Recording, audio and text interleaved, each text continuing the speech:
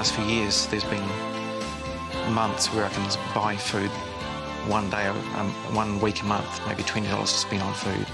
And, you know, I got really sick, got into drugs through Real Depression, and I wouldn't change a day of it, not right back through the whole rock and roll thing.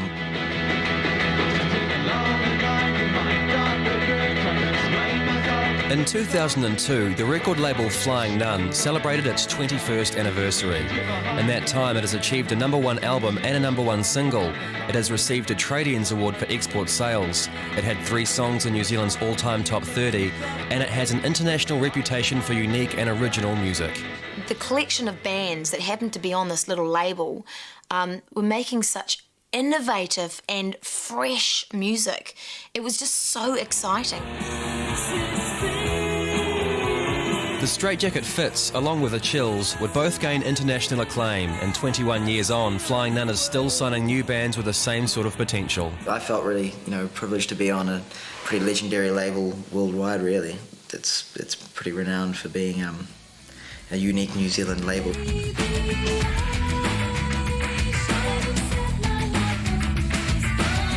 Flying Nun was a place to find people that were passionate about the music and not necessarily interested in how the business side would work. This combination would create a unique and seminal New Zealand record label.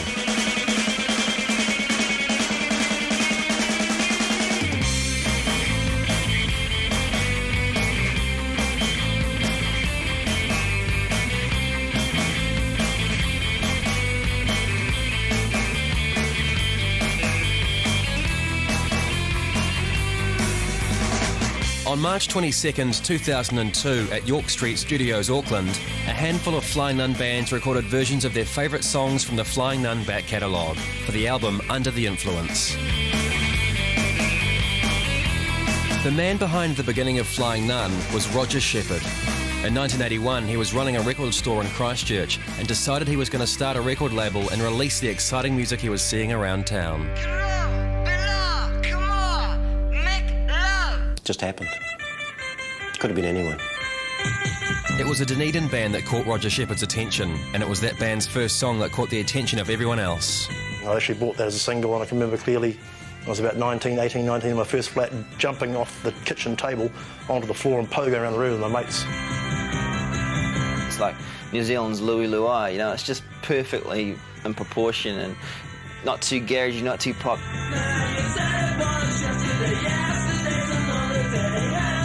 It's just a pure piece of pop simplicity / genius.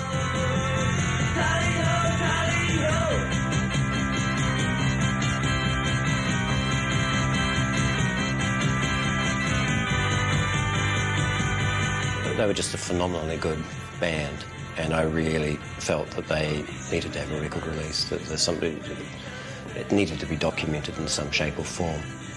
And it wasn't really about, we can sell lots of records. It was, really need to get something out. He was the first one to really show any interest, from a label, real interest, I guess. Yeah, he was very enthusiastic. He responded to the aesthetic of what we're about,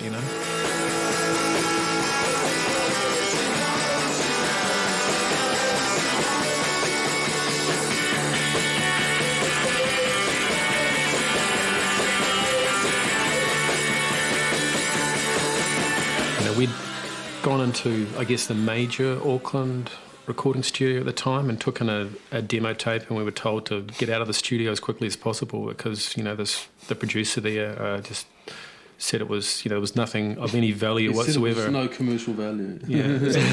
So that was the end of our Auckland idea of recording in an Auckland studio. The Clean ended up recording Tally Ho in Christchurch, and it reached number 19 in the New Zealand charts. The rawness and vitality of the song also caught the attention of Chris Knox, who had been in the Dunedin punk band The Enemy.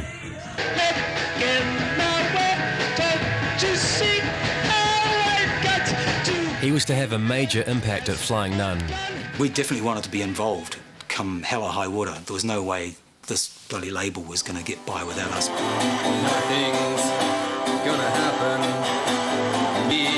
Chris Knox bought a 4-track recorder with money he inherited from the death of his grandmother. He and his friend Doug Hood used it to record the Clean's next record, Boodle Boodle Boodle.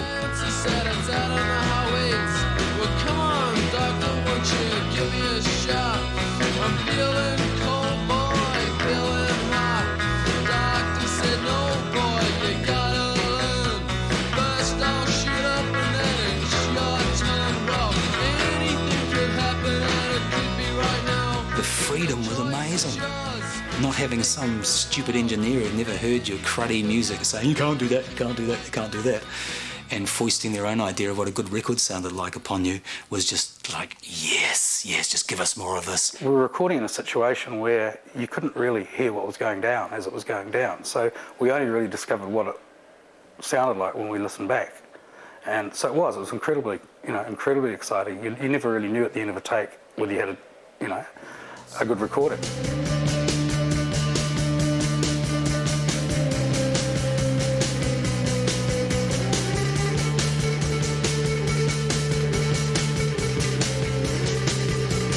Where we recorded Tally Ho for $50 and kind of shows. They recorded Boodle Boodle Boodle for, I think it was $750. And I think it was pretty good value for money, really, because it's a good sounding record. The lack of money spent on the recording seemed irrelevant to Boodle Boodle Boodle's success. It reached number 5 in the charts and stayed in the top 50 for 6 months. And in the early days, we were selling like 200 of, for example, the Clean's Boodle Boodle Boodle 12-inch into one shop. And then by the end of the week, they'll be ringing up for another 200. All local records are going to have a reasonable selling point with girlfriends, family, school teachers, music teachers. They're all going to buy it. So you got 50 or 100 straight away. So yeah, I saw that, but when it got into the thousands, that was interesting. And Boodle was such an important record in that, it sold lots of copies. It was, commercially, it was hugely successful for us, which gave us the confidence to do other stuff. And also gave us a bit of cash flow. The EP Great Sounds Great was the Clean's follow-up.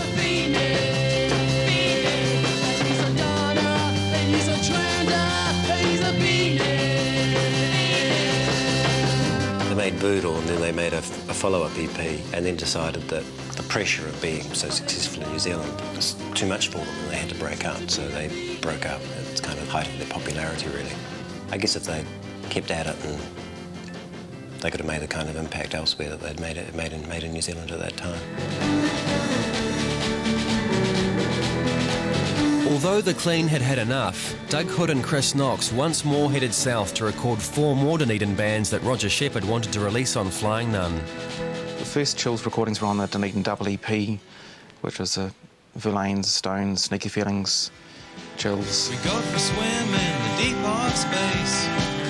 1,000 colours reflect off your face.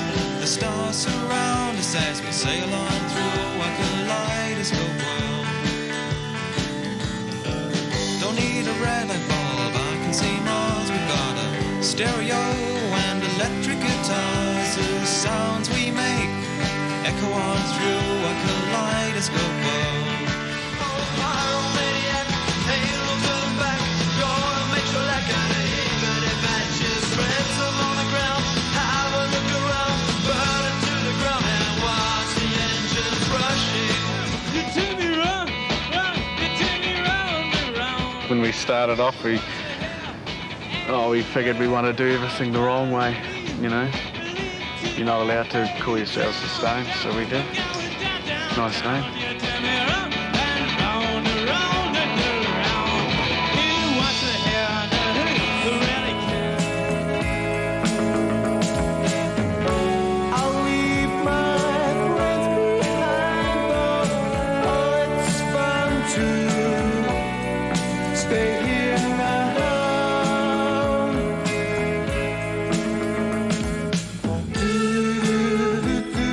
It was the release of the Dunedin double EP that started the idea of the Dunedin Sound, a phrase that would come to haunt Flying Nun.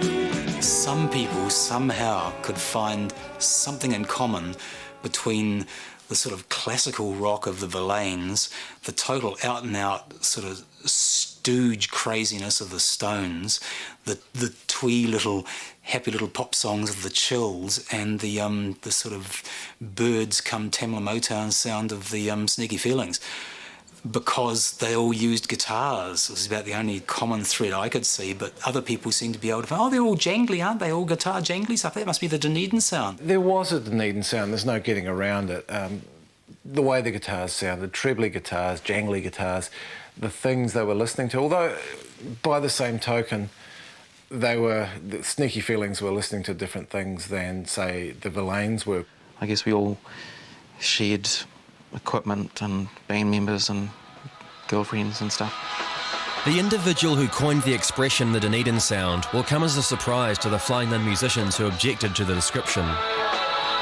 I think it might have been me, actually, just as a passing comment that I think I possibly made to someone.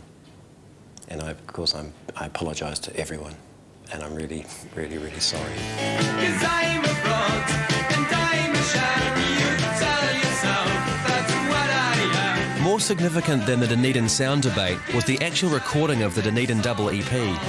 Chris Knox's experiences with his previous band Toy Love had a huge effect on him, and the lessons he learned would create trouble between him and some of the Flying Nun bands.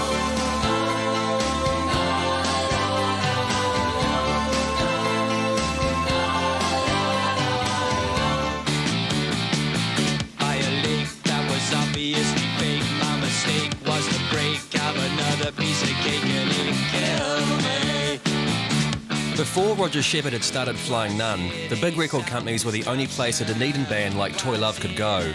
WEA, looking for a commercial success, signed Toy Love and upset Chris Knox by demanding a polished, radio-friendly record. The Toy Love had recorded for WEA, and that was just a soul-sucking experience. Our album was recorded in a state-of-the-art facility in Sydney, you know, with the little faders moving up remotely, even though nobody was touching them.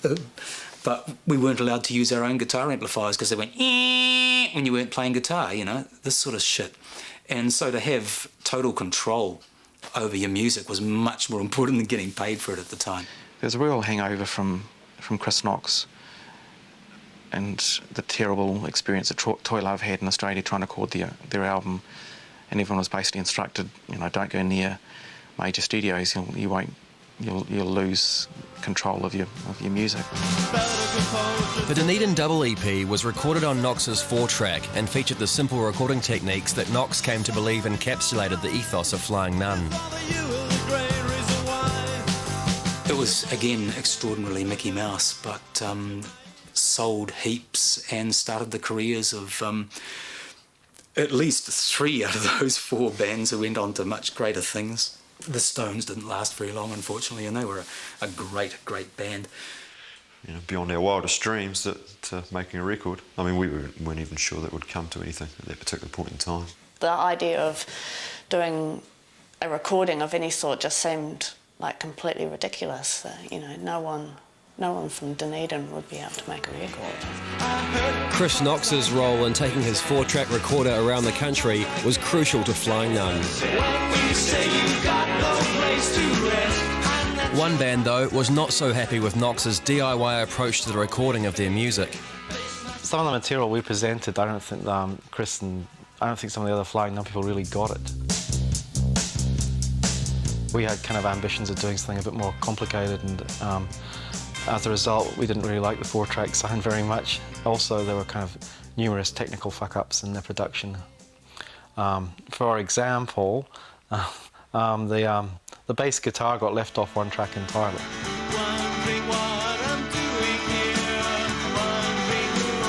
And 20 years on, the missing bass track is still a contentious issue. You have to look at the people who are actually supervising the mixing, which is Doug Hood.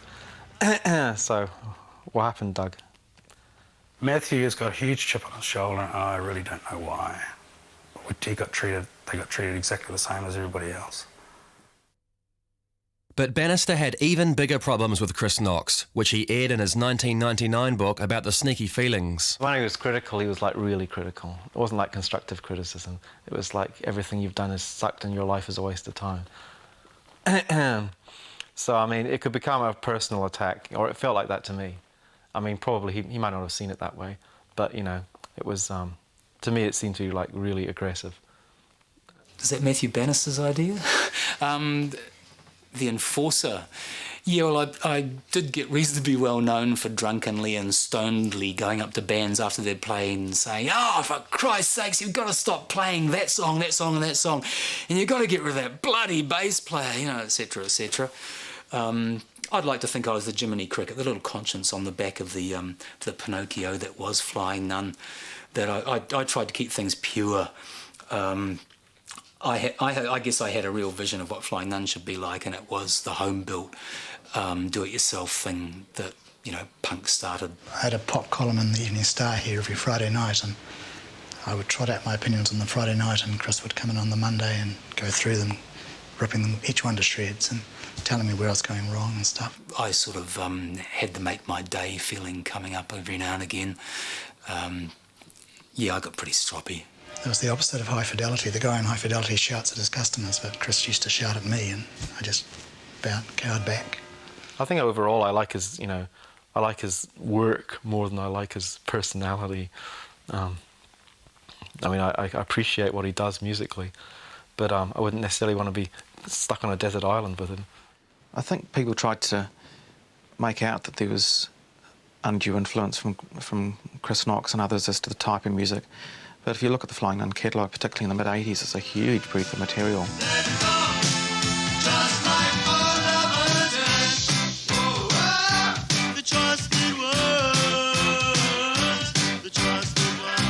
That range was illustrated by Roger Shepherd's releasing of the brassy pop records of the Netherworld Dancing Tours. No, I like the band. I enjoyed the band. They didn't I guess a lot of people didn't see them as fitting in with, what we were kind of doing at the time. The Auckland branch was a little dismayed by the Netherworld Dancing thing, and marching orders, we couldn't see why they should be on, so in revenge we got Eric Glandy Memorial Big Band, who were a country and western piss take that had nothing to do with anything you could possibly imagine describing as the Dunedin Sound.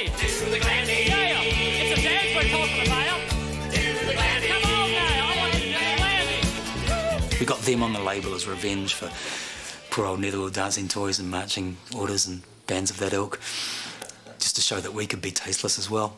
Really? Oh, that's a take I never really... The Eric Glandy's Memorial, the Eric Glandy's Memorial Band. Yeah, I don't know. Well, Chris wanted to do it, and he was doing quite a few different sort of, there were projects of his that were coming out on Flying Nun. Well, not his, but recordings that he was kind of responsible for. Or I always wondered about that record. It was always on the shelf when we were doing stock takes, and there was always you're saying okay, got 1, 2, 3, 4, 5 Goblin Mix EPs, 1, 2, 3, 4, 5, 6, 107 Eric Glandy Memorial Band LPs. I wonder what they're doing here. I knew it was something to do with Chris, and I never bothered to ask anybody. It just seemed too sad.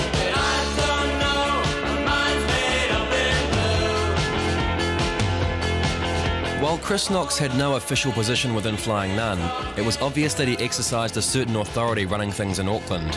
Roger Shepherd, still in Christchurch, allowed Knox his freedom and simply continued to put out music by bands he personally liked. It was a matter of whether you liked the band or not, really. It was as basic as that. It's pretty simple. It doesn't get much simpler. We just tried to accommodate whatever, if we liked the band, like the people involved, we just really tried to make it whatever they wanted to do. The one time Shepherd did try to exercise control over the bands on his label gave him second thoughts about ever doing it again. I think I rejected a Verlaines record cover once, and that caused a big stink in Dunedin. That was very corporate. It was very bad. But so you sort of had to be careful what you said and did. Nothing was formal, Nothing. We never had signed a piece of paper saying, we're going to distribute in the Auckland area for you. Roger certainly never signed a piece of paper saying we're going to pay you for doing it. We didn't get paid for about 5 years. No contracts. It was all just gentleman's agreement, not that there were any gentlemen involved, which, later on caused a few problems amongst a few people, i.e. those who actually wanted to make some money out of it, because there wasn't really much money coming through, and the bookkeeping was primitive at best. It was all in Roger's best handwriting, but it didn't mean very much, really. It was a horrible time for anything but the music. It was bloody dreadful. Our contract with Flying Nun was put together by one phone call to Roger Shepherd. It said, "It's Graham here from the Able Tasmans. We'd like to do some recording. Would you be interested?" And he said, "Yeah, okay." That's it. We never signed another thing. Never signed anything, no contract, nothing. Ever. No. That's it. To this day? To this day. No one was particularly interested in contracts. The bands weren't, and we weren't. We simply didn't. No one really particularly understood them, and it was probably just going to mean that if we talked about contracts, we were going to talk about stuff that no one really wanted to talk about. We just wanted to talk about, you know, making a record.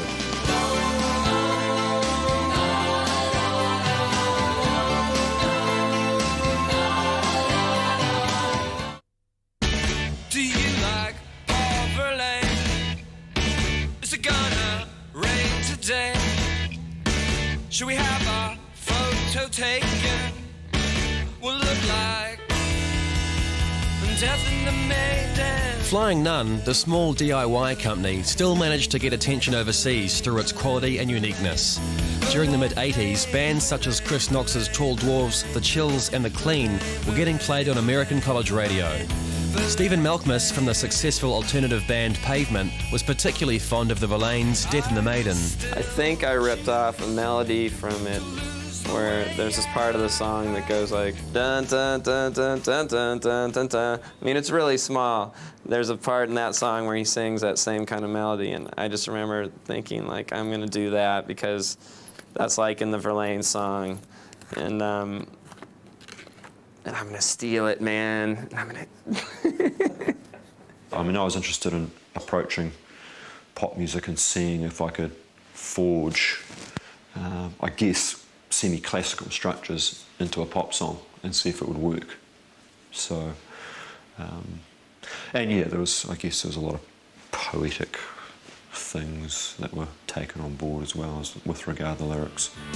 What conversation is a hanger? It depends on your finger. Yeah, we try to play it down, you devil wager. Then you push me over, hit my head on the table. We kind of felt that if the song was well constructed and well written, the lyrics were there and the structure had interesting things going on or whatever, then that overrode our complete inability to perform them. In September of '83, the Verlaines went to Auckland to record. While up there, they were support act for the stroppy English punk band The Fall. Chris Knox with his 4-track was also at the concert to record The Fall's performance, hoping to release that recording on Flying Nun. We had The Fall staying at our place at the time and had this long, speed-driven, sleepless night where we played them bits of what we had just recorded on the 4-track, and they agreed that, yeah, we could put out an album of The Fall live in Auckland. Unfortunately, I didn't get the artists' copies to Marky Smith quickly enough because we couldn't afford to post them all the way to England. And suddenly I get this call from Marky Smith, who's a pretty formidable sort of bugger. He said, I went into a shop the other day and there was a copy of Fall in the Hole for 40 quid, this double album of my stuff selling for this ridiculous price, and you didn't even have the bloody balls to send me a copy. What's going on? And so he ranted at me for 20 minutes. The upshot of it was that we had to sell this album back to him, or let him buy it. No, we had to give him all the proceeds from the album. We had to give them to him, the whole lot. And so Flying Nun had to write him a cheque for $1,500 or $1,800 or something, which is all that it made. And that single thing caused Flying Nun to fall into financial disrepair for at least another year. Full debacle. Everyone refers to it as the full debacle. I really don't think it was that bad. It's humiliating. I don't remember it being particularly bad financially. It's slightly humiliating. Get something so basic, so badly wrong.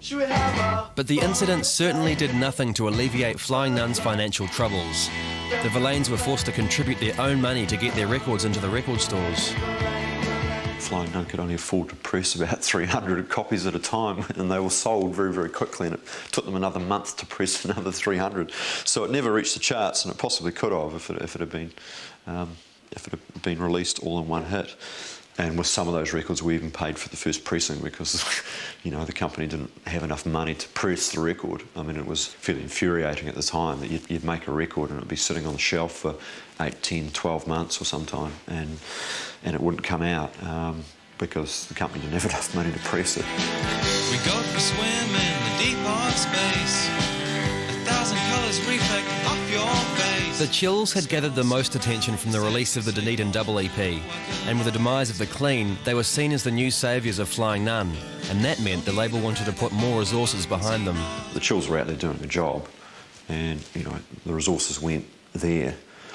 So but when it came time to, we want to do another record, we've got some songs, it's kind of, the cupboard's bare. In some ways, the Chills brought about the downfall of the kind of like the pure Flying Nun ethic, because once our profile kept growing, and it did for right through the 80s into early 90s, it sort of kept snowballing, and so there were demands on Flying Nun to, I guess, make sure the product was up to the standard to compete with other product, and that meant taking money from them that they didn't really have.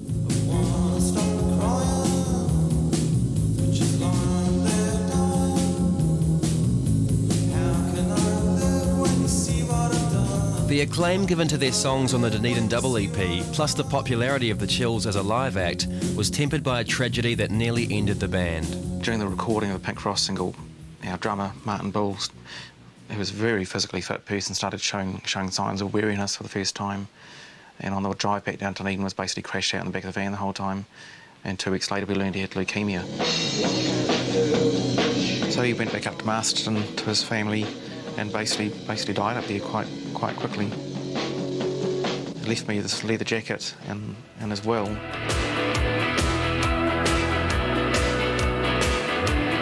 And the song deals with the responsibilities I felt carrying on a project that had become quite important too.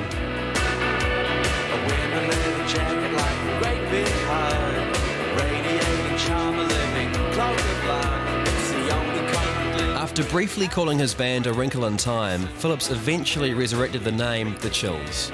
We became aware that all the early Chill singles had been reviewed favourably in the British press, that John Peel was playing stuff quite a lot, and it was Doug Hood, I think, predominantly, who really encouraged us to get money together and go.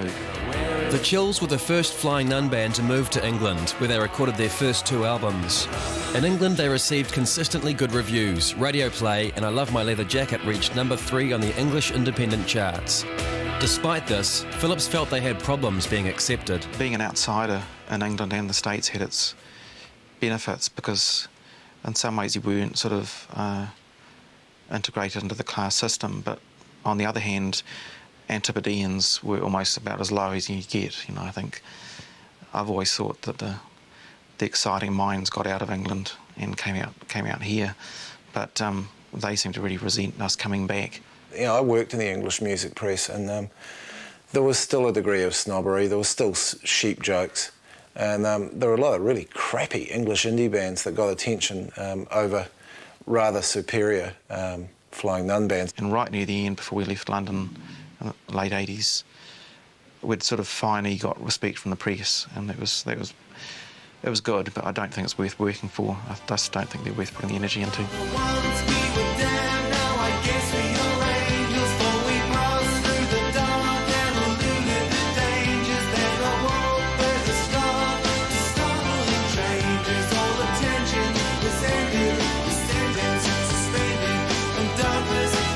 In spite of Phillips' resentment towards the press, he garnered excellent reviews in England for 1990's Submarine Bells. The songs were caught and done justice to on an album, and still stands up in most people's eyes as the best Chills album. Not to mine, because it didn't catch the fire that we had on stage, but it's still, I think it's the one that's going to survive longest out of all the albums. And I was very disappointed to hear that it's been recently dropped from the Flying Nun catalogue, being probably one of the few gold albums they got. Go figure. In New Zealand, Heavenly Pop Hit reached number 2 on the singles chart, and Submarine Bells became Flying Nun's first number 1 album. When, I guess, the Chills thing really peaked, as far as New Zealand was concerned, in the late 80s, the Submarine Bells tour, playing town halls, a lot of sort of hoo-ha, getting photos taken with the mayor and this kind of stuff. It felt good that things were, I guess we'd sort of proven a lot of points by then that we could do it, it was great to shove it back in local radio's face that they hadn't done a thing to help us, and here we were, they were having to play our stuff and that kind of thing.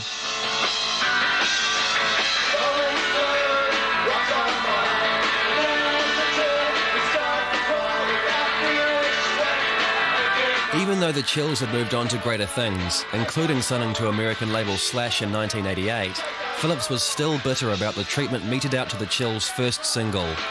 Back in 1982, he had taken a copy of Rolling Moon down to the local Dunedin radio station. The guy sort of put it on a wee turntable for within all of 15 seconds, tore the needle off, said, no, we can't play this kind of stuff. The only constant in the Chills from that first single was the presence of Martin Phillips. It has become an infamous fact that over 40 people have at one time or another been a member of the Chills. Most people assume there's been a lot of line-up changes in the Chills because they must be sort of dictatorial and a real asshole to work with. I think most people left the band because gradually the reality of life in a group becomes, you know, inescapable. That there just isn't the money for people, for all the people in a group to have a career unless you're doing really well.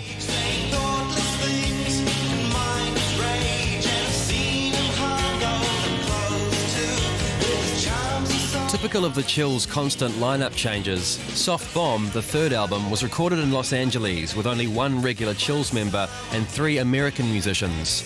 This new version of the Chills never really gelled.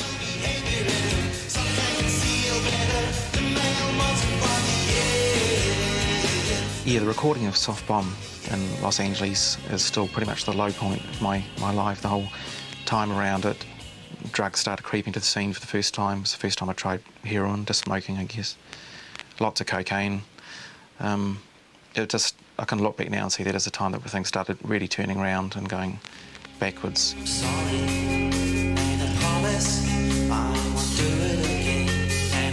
Right when I was starting to deal with that, I got hepatitis C, and that nearly killed me. I got to a point where I realised I was dying, and a few years back, and started putting a lot of things into place that turned it around, and I didn't have to discover Jesus to do it.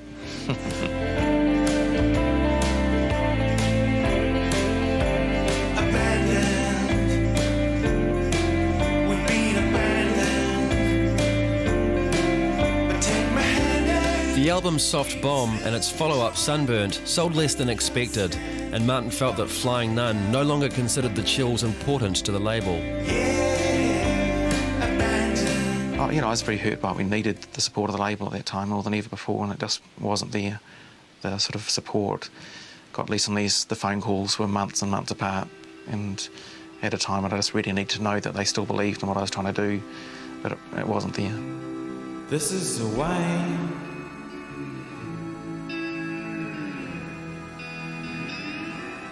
This is the only way for me.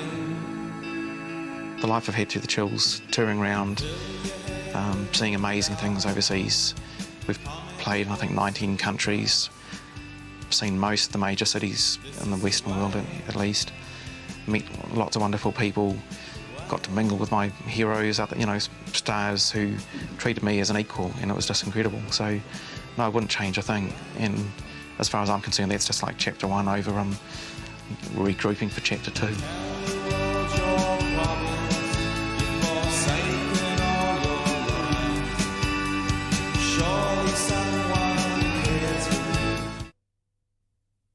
If I were you, then you'd be fine. I'd do it the way that you should have. In 1986, as the Chills in England released I Love My Leather Jacket, back in Dunedin the Straitjacket Fits were just starting out.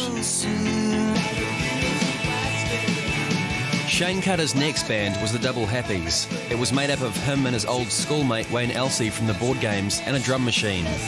The machine proved so incompetent that they replaced it with another of their school friends, John Colley, who had also become part of Straitjacket Fits. The Double Happies visited Auckland in 1985, where this footage was shot in Chris Knox's lounge. On the train on the way back to Dunedin, Wayne Elsey was killed when he leant out of the train door while it travelled through an underpass.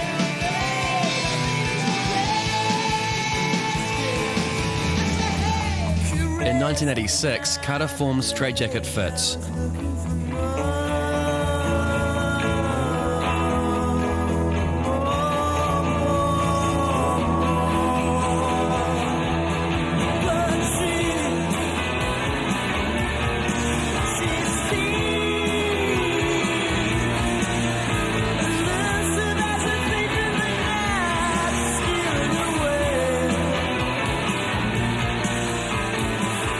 Before they'd recorded their first EP, Life in One Chord, fellow Dunedinite Andrew Brough joined the band. I like the idea of the Straitjacket Fits because they seem like a rock and roll band. They seem like a band of attitude, and I hadn't really been involved with that sort of music or that sort of attitude within a band. You know, I always played sort of good music, but the guys that I played with would never rock out like the Straitjacket Fits did. Drive me away.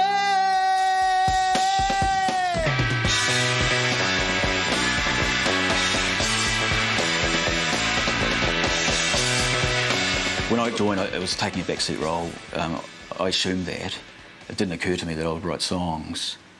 But you know, if you're a musician and you've written songs, and obviously when you're in your early 20s, you want to keep creating music, and it's not enough just to back up another songwriter if you are a songwriter yourself.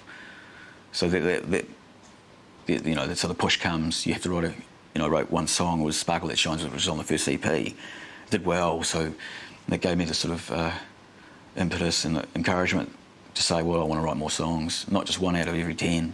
I remember Roger coming down to Dunedin, and we'd be standing at the back of the Oriental, and by this stage they'd put out Life in One Chord, which was an incredible record, and they had all these new songs coming into their set, and you'd just be standing there, you know, watching them, and I'd be shaking Roger's arm, saying, "You've got to put out this Hail song as a single, you know. It's going to be a smash, it's going to be a smash, it's going to be incredible, it'll be a #1 single." Hail didn't quite achieve McKess's prediction, peaking at number 20 in the New Zealand charts.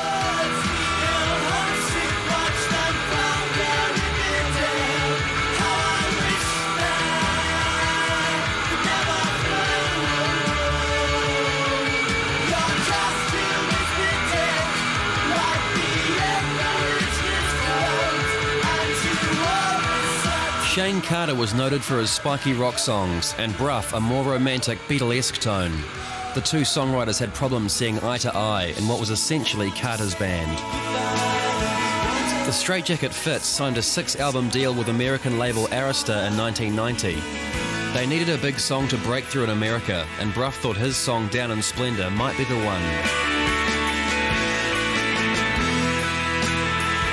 You know, the resistance came from not just Shayne, but the rest of the band as well, who at that point wanted to get heavier and harder, and so songs like Down in Splendour probably didn't fit into that agenda.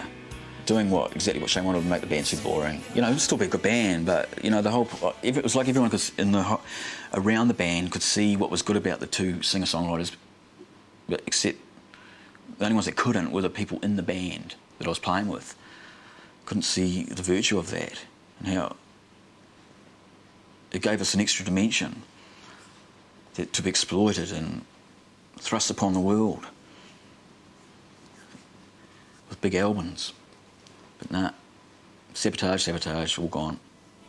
And subsequently, I was made to feel more and more unwelcome.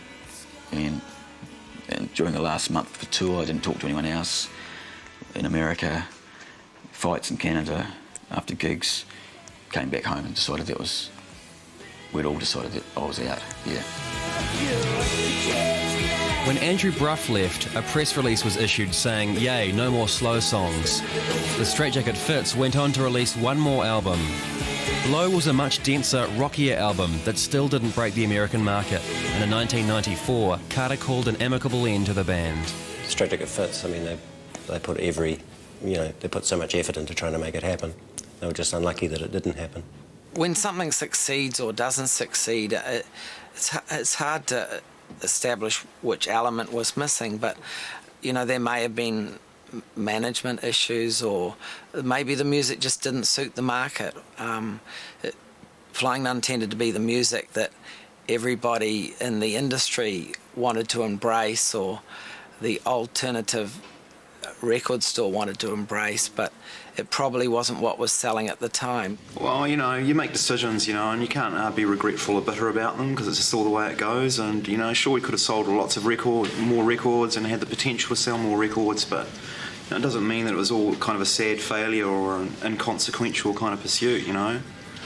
I'd really hate for the band to be labelled as the Nearly Band. Andrew Brough went on to form Bike. his only album, Take in the Sun, has made him a substantial amount of money, as it was used extensively as background music in Australian soaps Home and Away and Neighbours.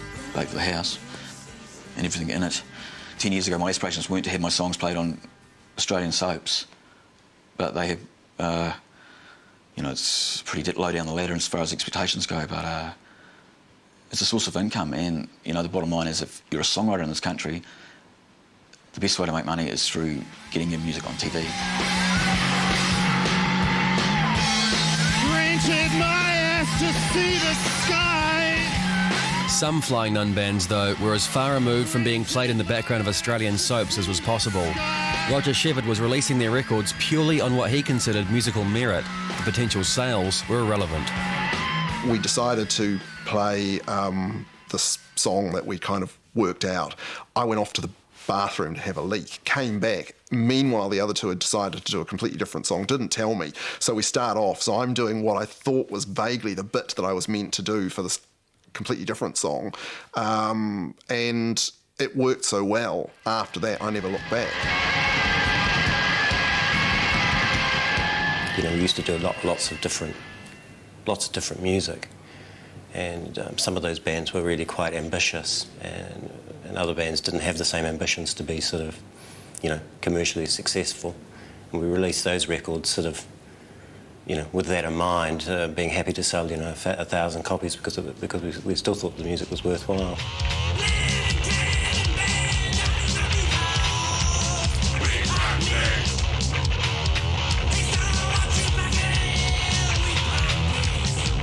Skeptics.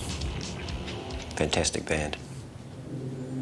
Absolutely fantastic band. Made some great classic records. Amalgam must be one of my favourite all-time records. And live, they were mind-bogglingly loud and aggressive and over the top. There was a definite attempt to, not so much in sound-wise, but in composition-wise, we didn't want to write songs that were the same as everybody else's songs. We didn't want to use the same sort of beats and stuff that everyone was using. So, I mean, it's much easier to write a song where the drummer goes all the way through, because no one has to think about counting beats or counting measures or anything like that. I've always thought that the Dunedin Sound was a bit washed out and, to be perfectly honest, wimpy.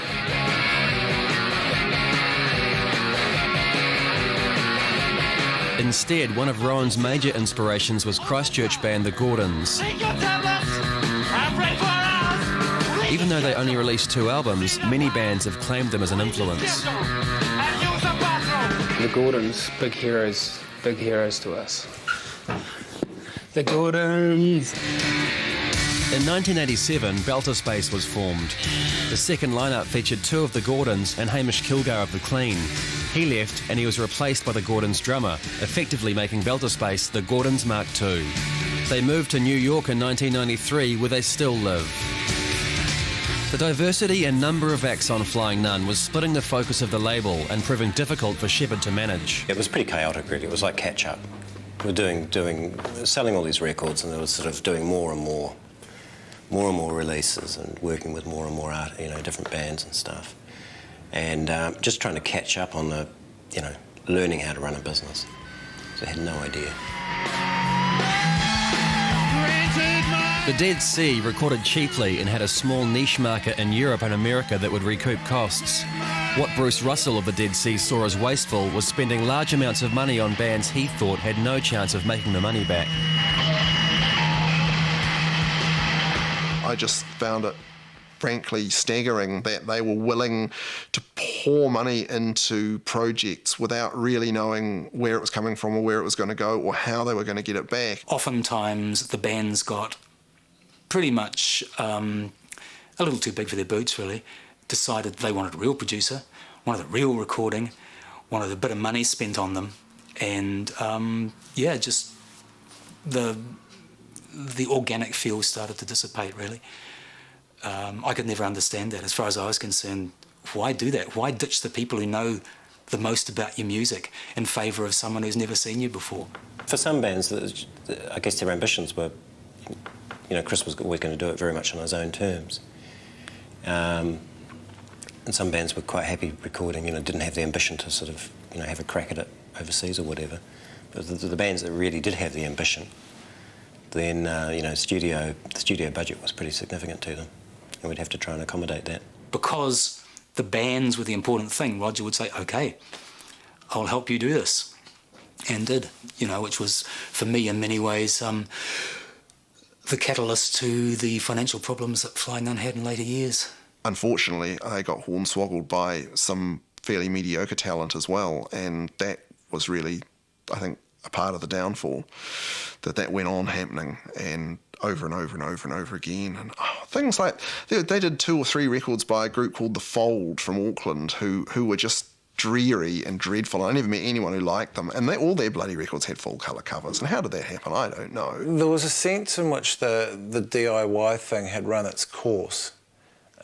New Zealand had changed. The whole way, the whole way the record industry worked was changing along with every other business in New Zealand, and it just got a little bit too hard to have Chris Knox and his jandals walking around Auckland with a box of records, dropping them off at record shops, which is how it was done. That worked well enough in its time, but there was going to have to be proper distribution if it was going to go any further. As well as the demand for bigger recording budgets demanded by some bands, the closing down of New Zealand's last record pressing plant caused further financial strain. Multinational record label WEA stepped in to help. The family feel started to dissipate somewhat because the family had become this extended thing, which was a little less attractive than the hardcore nuclear family that we all started with.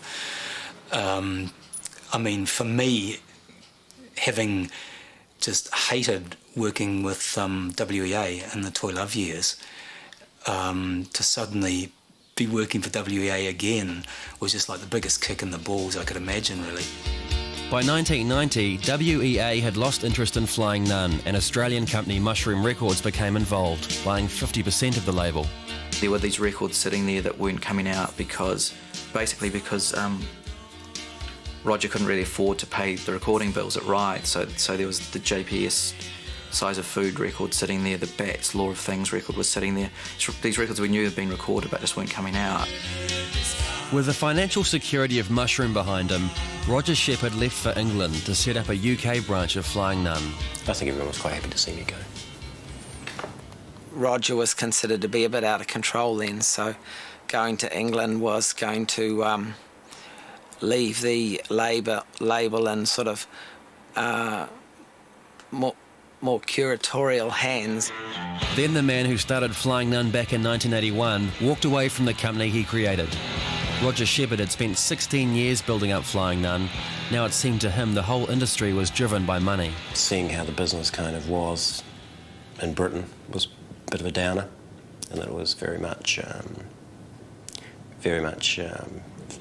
success was very much manufactured and bought, and just became disinterested, really. Not on the Flying Nun side of it or the music side of it, but just the business generally.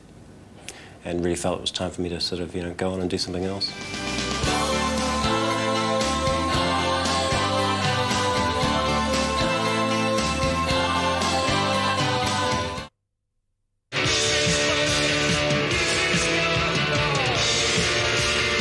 ...1983 saw the start of a band that would go on to achieve Flying Nun's only #1 single. There was racket coming from down the hall from one of the practice rooms. We went along and there was this bunch of kids, children's hour doing this stuff, and it was amazing. I thought, yeah, okay, get them for the label. The door burst open, bang, bang, bang, the door burst open. Chris Knox came flying in and said, hey, you guys sound fantastic. Do you want to support the Stones next week? Christmas Eve at the Rumba Bar. And we went, oh, we've only got 4 songs. He goes, doesn't matter, make some up. See you then. So we wrote another 5 or 6 songs in a week and went down and I think, put a lot of energy into it. And I remember cutting my hands up and blood and stuff on my guitar. And Doug Hood, who was doing the sound at the time, legendary Doug Hood, they were legends at the time already. He came up to us afterwards and said that was the best first-up performance I've seen for a long time. Can I be a manager and sound man? So we all of a sudden were children's hour, and he ended up being signed to Flying Nun almost immediately.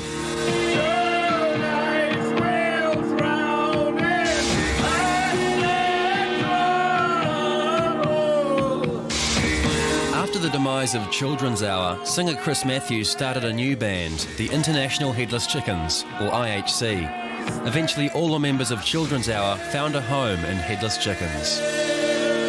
They were the band, and this is pre me joining, so I can say this quite honestly, that they were the band for me that I knew, and if I walked into a Headless Chickens gig, I was going to walk out feeling completely different. I mean, when the Headless Chickens played, it was like an event, you know, that was the most buzz. It was like, oh my God. Because also they didn't play very often.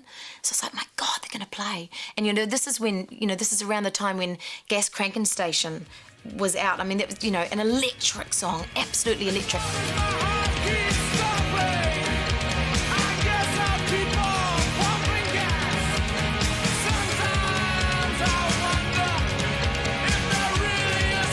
In 1986, New Zealand breweries set up the $60,000 Rhineck Rock Award. The inaugural winners were Adija with their pop soul sensibilities. The following year, outside runners were the moody and dark-sounding Headless Chickens. Ladies and gentlemen, on behalf of New Zealand Breweries and our advisory board, I'm delighted to present to you the winners of the 1987 Rhineck Rock Award. Please welcome the Headless Chickens.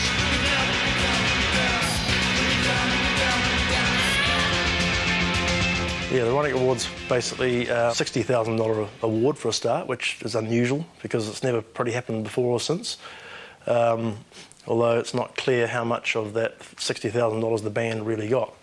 But it was a big kerfuffle about it. In fact, we had an article, I think, in the Metro saying that we're dole bludgers, absolutely no hope, alternative scum, literally. And because we were relatively unheard of, and it happened that Doug Hood and Jude Anaru and Colin Hogg, who are the judges, knew a bit more about music than those people did.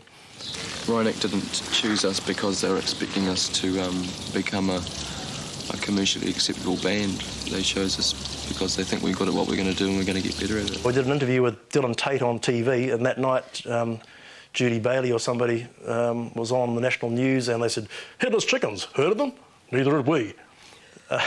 And so we sat there going, OK, well, we won the most prestigious rock award in New Zealand, but it was definitely a bit of controversy about it. Luckily, once we actually recorded the album, it went top 20 and stuff, and you know, all of those people calmed down and realised that we weren't so bad after all.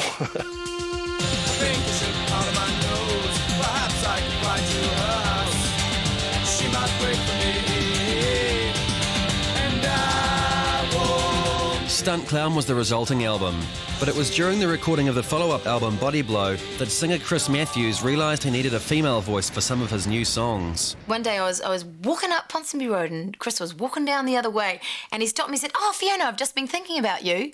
I've written this song and it's too high for me, and I've got a bit I'm going to sing, but I'd like a woman to try sing it."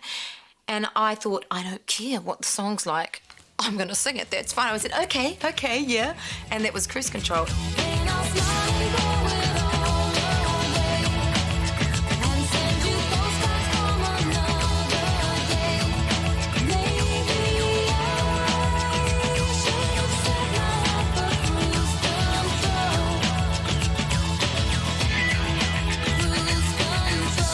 So here I was in the studio with my favourite New Zealand band and one of my favourite bands singing. I was just like, it was huge. It was just huge. And then that kind of, it really was just meant to be a little stint to sing the song. I wasn't a member, I didn't join the band or anything. And then the songs got to Australia, to the Australian end of Flying Nun, Mushroom Records. And they basically said, she has to join the band. So they asked me to join, and I said, I don't know. Let's make a deal, or I'll hurt you. Body Blow went double platinum, and when Headless Chickens released the song George, it beat Madonna and Boyz II Men to the top of the charts to become Flying Nun's first and only #1 single.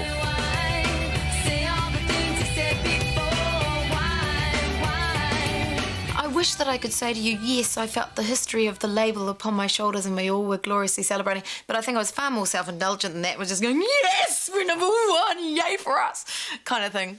I think that's more realistic.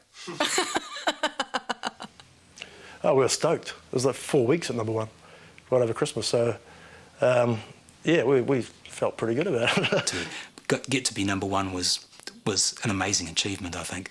And, yeah, I celebrated for them and with them and to them and at them at the time. And when they won the Ryneck Rock Awards, it was the same thing. It was just like, yes, yes, the underdogs from the underbelly have cut through and won.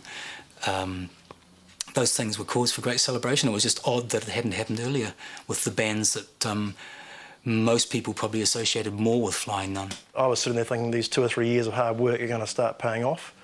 And just at that point, Fiona and Michael left the band, so just when it was all about to go good, it didn't. I left the band for a couple of central issues. Drug taking that I wasn't interested in being a part of or having that in my life. It's very hard when you got 5 completely different people all wanting different things, and at a certain point they start wanting different things, and it's a classic situation really. I think Fiona and Chris had reached loggerheads. I had been writing songs of my own, and Chris had been writing songs, and I started bringing some of my songs to the band, and they just weren't kind of like going where I had envisaged my babies going. Fiona MacDonald went solo, and A Different Hunger was her debut album.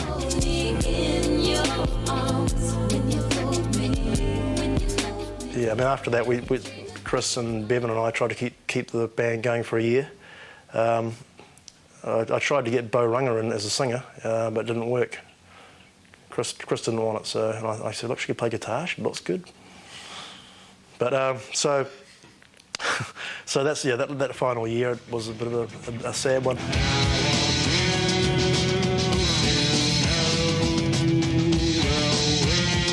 Grant Fell left the band, and Chris Matthews went on to record Greedy, the third and final Headless Chickens album.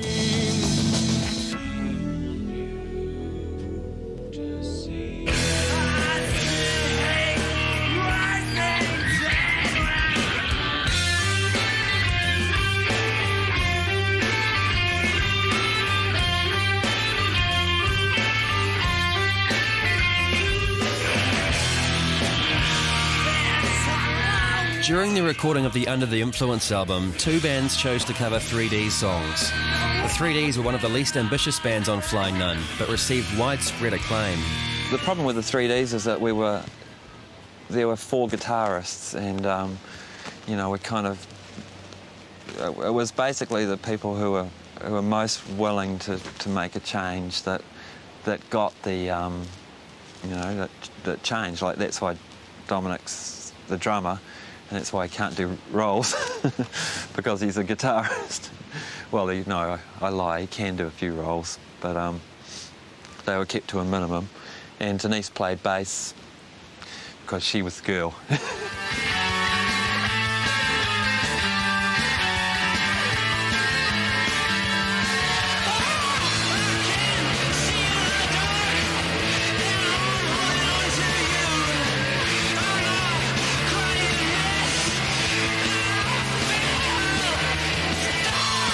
The 3Ds were a band that expected making music to be fun.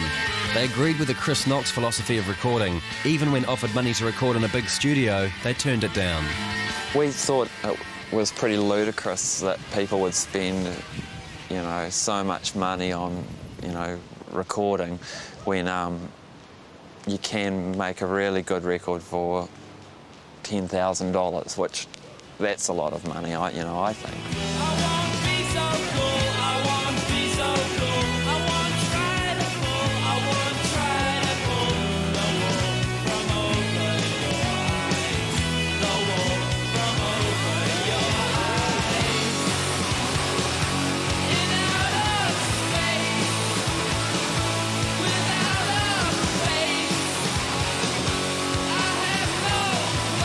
Their reasons for not accepting the money from Flying Nun had a pragmatic side as well. They're kind of almost like a friendly loan shark, I suppose. They lend you money to record and they lend you money to go on tour, but you still have to pay it back, and you know, that's just the nature of business. But you know, they were always very good to us. The 3Ds supported international bands from Nirvana to Pavement, but the biggest was when they were personally selected by U2 to support them in Auckland.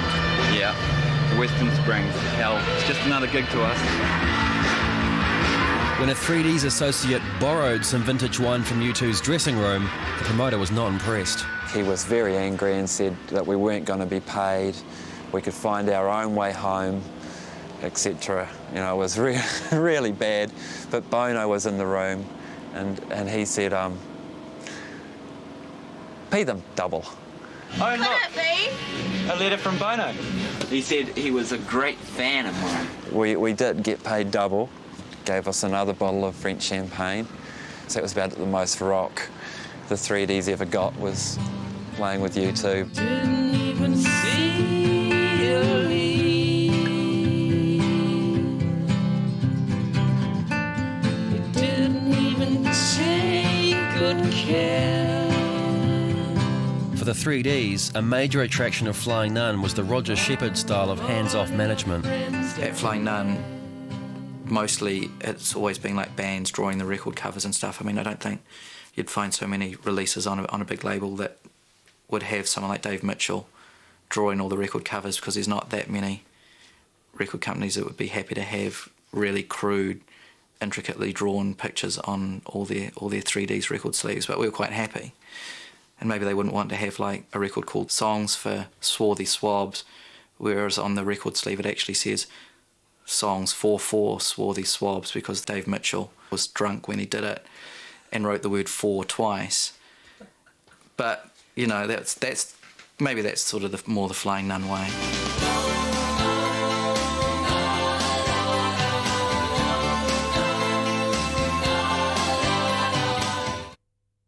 I've been waiting for so long, waiting for that slow, sad song, waiting for... In the 90s, Flying Nun continued to put new bands on the label, but with Mushroom on board and Roger Shepherd gone, the anarchic ways were over and a more professional approach prevailed.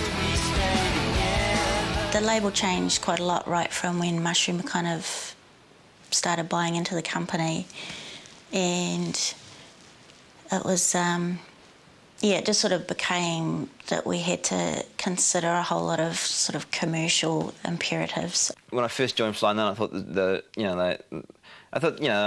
kind of had indie alternative kind of vibes up there, and I didn't really know what that meant, but I said, I'm glad you like your music, but I think it's probably going to sell a few records. And I said that almost apologetically.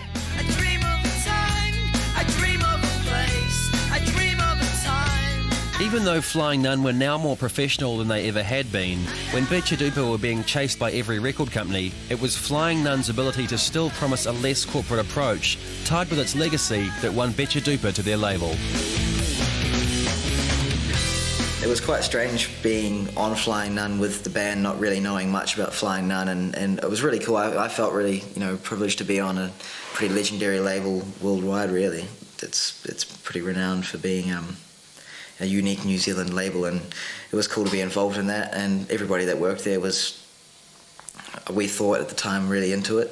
I'm sure they were, but you never know, because we were just these little 16-year-old boys. Some like to sit on the floor, others like to rush out the door. I think Betcha Duper were probably happy to be with Flying Nun because they felt that we were never going to pressure them to make being son of Neil Finn a big issue. I'm the one who took out the mess, yeah. I never wanted to happen. I know some keep wanting more, others lied in, but they don't show. I'll keep my headstrong woman, I 1, 2, 3, 4. I'm the one who took out the mess, yeah. I never wanted to happen. I'm the one who took out the mess, yeah. I never wanted to happen. It was a good feeling to be on a label that we felt was down on our level. It wouldn't have worked, I don't think, with a bigger label that wanted to spend lots of money and get us into heaps of debt, which we're not about. We're a simple, raw rock and roll band. It doesn't take us You know, we shouldn't have to record $100,000 albums because we're not that kind of band. I think Flying Nun's definitely on that level.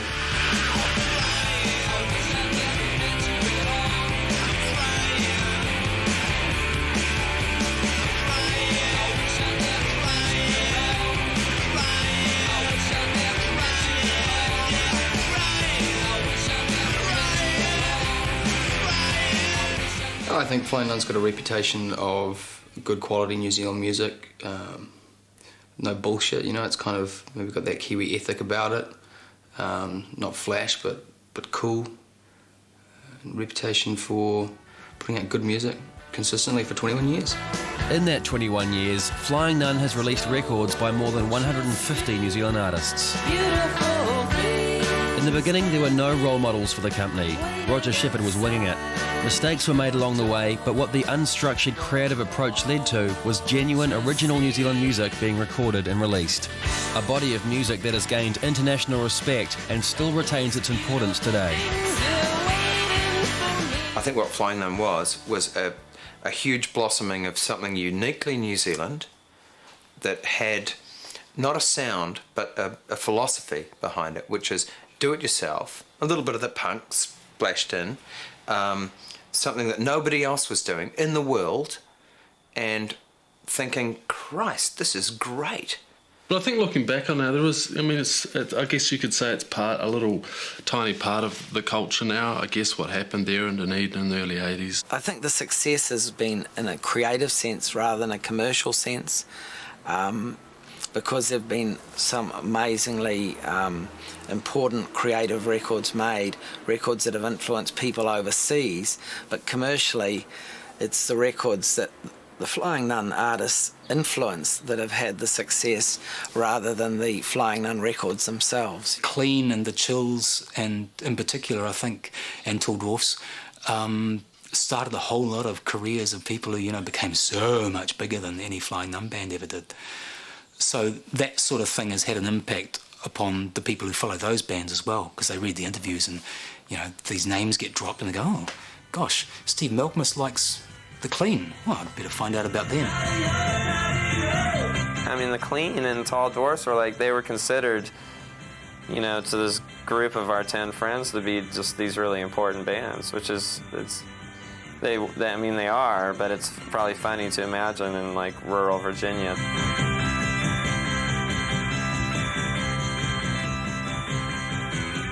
Flying Nun's like this almost this continual struggle in a way to keep putting out records, so maybe its defining achievement is the fact that it's still here.